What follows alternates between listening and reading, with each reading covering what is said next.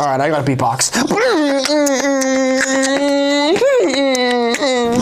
Hunter, why do you always do this? Do it, Hunter. Please don't. Can we please just get this broadcast over with? Why isn't the teleprompter working? Ah! Can you guys ever figure out how to reel it back in? I got this.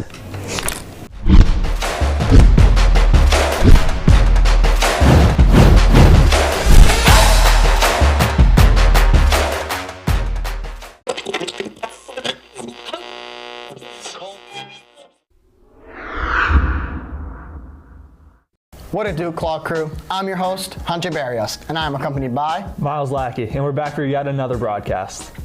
Now, let's take a break from the serious stuff and go to Kassidy on our spring break.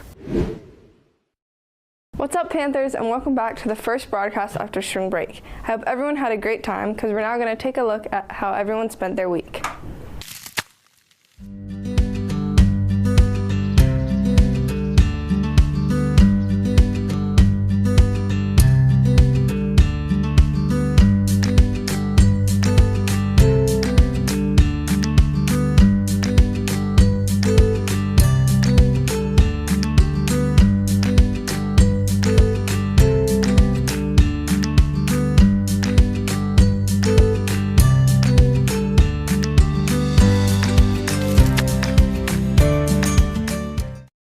Thanks to everyone for sharing their week with us. I hope you're having a great couple of weeks back from break. Keep on working hard, and now back to the hosts. Thank you, Kassidy. Now I will share my big story. Hey Panthers, I'm Miles Lackey. As May is National Water Safety Month, I interviewed Lisa Jacobs, a lifeguard at Evergreen Fitness. So let's get right into it. Well, welcome. This is Evergreen Sports Center. We have a variety of classes here at Evergreen. We've got water aerobics, lifeguarding courses, parent-child classes, preschool classes, learn to swim levels 1 through 6, and a really big swim team. We also offer a master swim group here as well. I got into aquatics when I was in high school. I was a lifeguard and we were on the swim team, and it just seemed like it was a natural fit, and I've been doing it ever since. So I've been a lifeguard since I was 15, so that's over 30 years now, which is it seems like a long time. But I've loved being in the water. My parents took me when I was little to a parent-child class, and I spent from then on in a pool. Yes, so I have 2 kids, Zach and Nolan. Zach is a lifeguard and a swim coach, and he's been swimming since he was little, and same thing with Nolan. He is a junior lifeguard and a WSI aide. He's an aide. I hold a variety of different ones from different agencies. So American Red Cross, I'm a lifeguard instructor, a WSI instructor. I'm also a lifeguard and a WSI. So a WSI stands for Water Safety Instructor, which is similar to a swim teacher. I'm a USA Swim Coach, and I also have certifications for American Heart Association, where I can instruct CPR and first aid. And what's something most people don't realize about lifeguarding? So most people don't realize that lifeguarding is a really hard job because we're not babysitters. So when there's tons of people coming to a pool, parents assume that the lifeguards are going to be just taking care of all the kids who are there and not necessarily watching their own children. I teach all the levels. So I work with parents and children, I work with preschoolers, the little guys, the teenagers, and adults. So my, goal when I'm working with them is to figure out how they learn, because I feel like everybody learns a little differently, and we can reach them of how they're learning, then they can absorb more information. I really want people to have fun in the water. It's a lifelong skill. We want to make sure that when they're in their hundreds, they can still swim in the pool and be able to get their bodies moving right. Our programs here benefit the area because we're the only year-round indoor facility within the North Country. We had a bunch of other pools that were in the area, but they've closed since COVID. We allow people to have a space to come in the winter, be able to use their bodies. We have tons of programs here to allow swimming to be a lifelong skill. So going into the summer, we really want parents to know that even if your kiddo was able to swim last year, they're a year older, they have a little different body, they might have gotten a little taller, they might have grown into the feet that they didn't have that big last year. So drowning again is a leading cause of death in children's 1 to 4. It remains the top cause of unintentional injury and death in older children, teens, and adults. While it could happen to anybody at any age, young children are the most vulnerable due to the part of their innocence and curious nature. Drowning happens quickly and silently, so one layer of safety is not just enough. We need to have multiple layers to reduce the risk. So drowning can happen in less than 30 seconds. About 70% of children drownings happen during non-swim time. So this is not while they're swimming in a pool for swim lessons or doing free swim at a guarded pool. 88% of children drowning occurs with at least one adult present, as most people don't understand what drowning looks like. We lose 10 school buses of children a year to unintentional drowning. Thanks, Lisa. And remember, stay safe in the water. And now, back to our hosts. That was a great big story, Miles. Now, let's hear from Emily about the FCA basketball team. Hey everyone, it's Emily here to tell you about FCA AAU basketball. This started back in March, and I figured it would be great to get an update with Coach Himes. So let's see how things are going.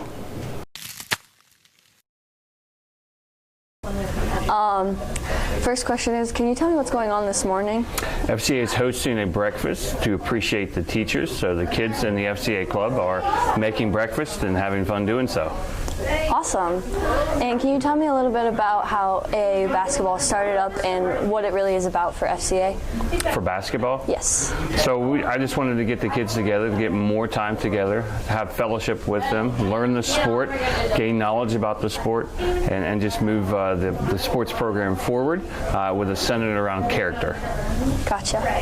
And do you feel that the season's going well so far and that the kids have been enjoying it?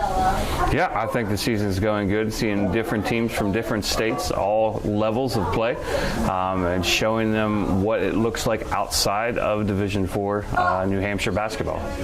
Awesome. I think that's everything. All right. Thank you. Yep. Hi, Araya. Hi, Emily. What are you excited for most for FCA basketball season? I'm most excited for the team that it's creating and how we've got a lot of Lisbon kids and it's kind of cultivating good basketball, so it'll transition nicely into our varsity season. And I've heard a lot about Spooky Nook and some of the tournaments that you guys are going to. What are you most excited for in those? Well, Spooky Nook's a really big tournament in Pennsylvania. There's going to be a lot of college coaches there, which since we're in a small school, it's a good way for students to kind of, if they've got the skill, put themselves out there, and it really allows you to grow because it's really high competition basketball. So I'm really excited for that. And my last question is, with FCA Wednesday mornings and what you're doing right now, what is the most exciting part about that, and how's it going so far? Are you enjoying it? Is there some pros, some cons? FCA started out really small. There was 4 of us that showed up to the first meeting, but it's grown so much with the high school and the middle school. That's just a really good place to be at, and I can feel it moving throughout our school, and it's the environment here has changed so much. It's a lot more positive, so you can feel FCA working in our sports and everything. Awesome. Thank you, Rye. Thank you, Coach Himes, for the update and letting anyone who is interested know where to go. Now back to our hosts.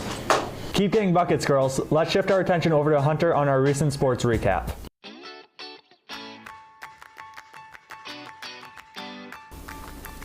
Hey Panthers, I'm Hunter Barrios, and this week I'll be going over the recent sports recap. Our boys are now 9-2, standing at 3rd on the rankings.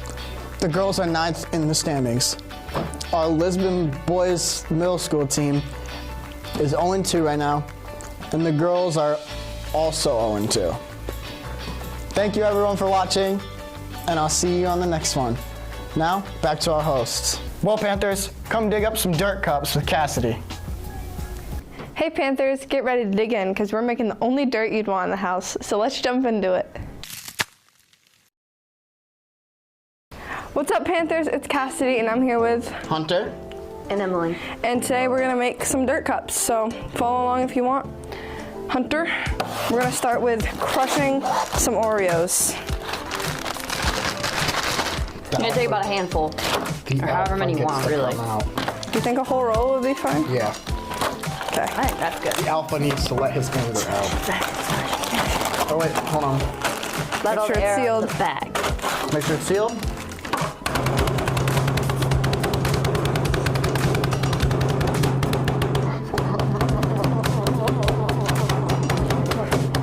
Make sure to release your true alpha. You're shaking the table. Now we gotta make the pudding. The spatula. Do I get to do something? Yeah, I'm gonna let you pour this. Oh, yay. You wanna open it? Yeah, I'll open it. Ooh, sprinkled out a little bit. How much is 2 cups? I don't know. 2 cups? 2 cups is 2 cups. All right, so now What we're doing with the measure. we need 2 cups. Wait. Yes, I know. We need 2 cups of milk, and we're just using these because they're 9 ounces, which is 4 ounces in a cup. So 4 plus 4 is 8, and that's 9, so it's close. Oh, There you go. Want it? Plain? Come on.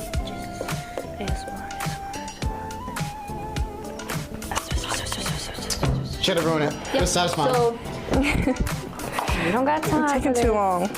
And we're using a spatula. Gonna use a spatula to mix it.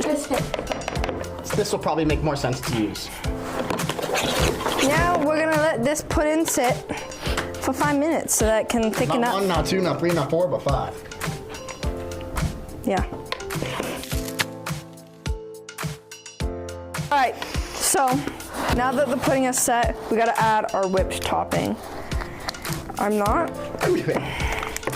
Yeah. So, I don't know how much we need to add. If you're like Kassidy, you'll probably pick at the edge, but if you're like me, you realize it's a tab that you're supposed to pull. What? Nice tab. That does help you open it.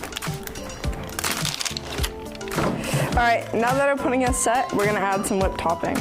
I think like half. We'll start with half, yeah.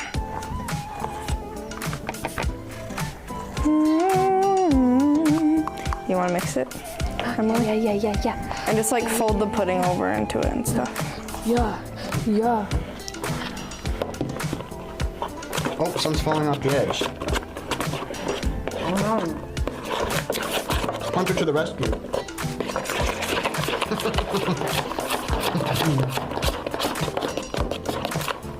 Oh yeah, mix it up. All right, so while Hunter's mixing that, I'm gonna get some cups ready for our broadcast crew to make some, okay, no. To make some. Are we good? Yep. We don't need all that, I'm just doing this. What are you doing? Mixing. I think it's mixed enough. I think it's good. Okay.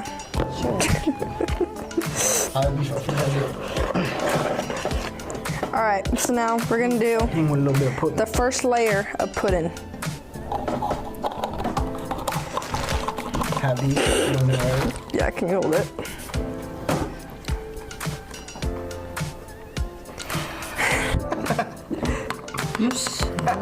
Bro, it's not coming off. Is that a good enough first layer? Yeah, okay. Now, do any of you guys want to do this part? I want to do that. I want Okay, to do be that. careful. When she's done being weird. Now you add a layer of your crushed up Oreos. Our hands are washed. Wash hands. I kind of missed the cup Every if you're time not you are cooking. stupid like me. Every time you're cooking, you wash your hands. Yes. Don't be gross. Then you add your next layer. Done. Well, too bad, I'm making this one. Then you put your last layer of Oreo. Do a bit more. You know it's a really tasty chunky. Then you get some gummy worms and you Some worms, oh my god. you finish it off.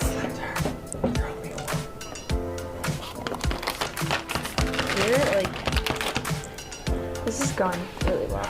Oh yeah. And that's it. All right, and that's all for this. I hope you guys enjoyed, and I hope your dirt cups are very yummy. Bye-bye. Well, that's all I have for today. I hate to dish out the dirt, but that was delicious. I hope you enjoyed. Now back to the hosts.